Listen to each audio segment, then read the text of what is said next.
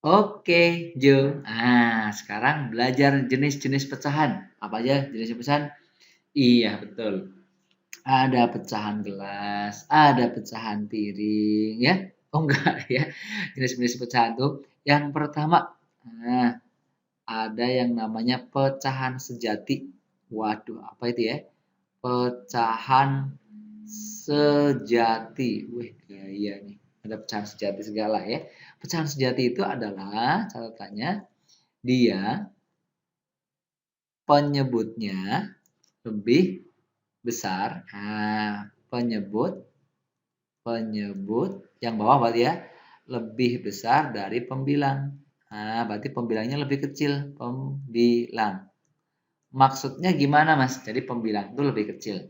Jadi maksudnya gini, kalau kalian punya 3/5, berarti dia pecahan sejati. Karena penyebutnya ini lebih besar. Gitu ya.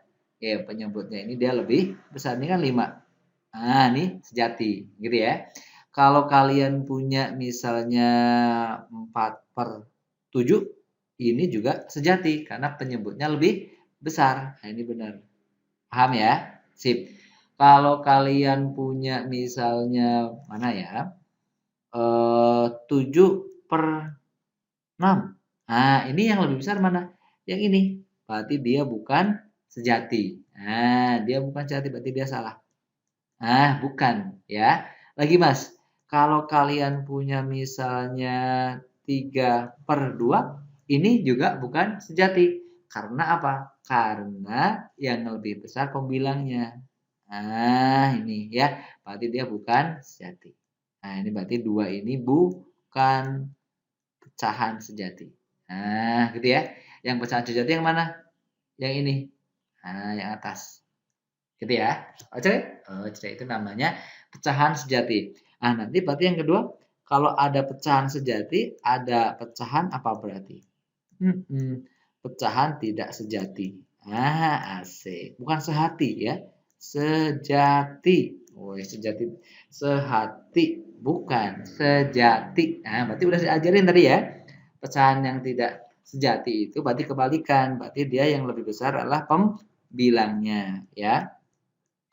Pembilang lebih besar dari penyebut. Oke? Contohnya yang tadi tuh, yang atas. Contohnya misalnya 7/6, ya kan ya, yang atasnya lebih besar 8/3, gitu ya. Terus 5/2, gitu kan, karena dia pembilangnya lebih besar. Oke? Ngerti? Alhamdulillah. Oke ya, sip. Yang berikutnya ada namanya apa? Betul, pecahan campuran. Pecahan campuran. Campuran. Gitu ya. Pecahan campuran itu sebenarnya dia ada pecahan, ada bilangan bulatnya. Berarti kalau kita tulis ada apa? Ada saya. Ya, bukan. Ada bilbul, ada bilbulnya, bilangan bulatnya plus ada pecahannya juga. Gitu ya. Ada bilangan bulatnya, ada pecahannya juga. Berarti kalau kalian punya misalnya 2,5, ini namanya pecahan campuran. Karena ada bilangan bulatnya, ada pecahannya. Ini 2,5. Tuh, ada 2, ada setengahnya. Misalnya 5/3/4.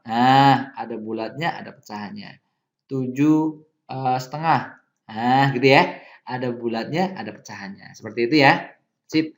Nanti bilangan apa nih? Tidak sejati ini kalau disederhanakan dia akan menjadi bilangan pecahan campuran. Gitu ya. Oke ya. Oke. Sip. Yang terakhir, bentuk pecahan yang terakhir apa? Desimal. Desimal itu yang koma-koma ya. Oke, yang keempat adalah bentuknya desimal. Bentuk desimal. Desimal itu gimana? Mudahnya desimal itu bentuknya koma ya. Bentuk koma. Maksudnya gimana ini Mas? Bentuk koma tuh. Bentuk koma itu jadi tidak ada pembilang, tidak ada penyebut nulisnya gitu ya. Nulisnya itu misalnya kalian punya 0,5. Nah, itu desimal gitu ya. Terus kalian punya 3,5. Nah, itu desimal gitu ya. Misalnya kalian punya 0,63. Nah, itu desimal. Ngerti ya? Sip.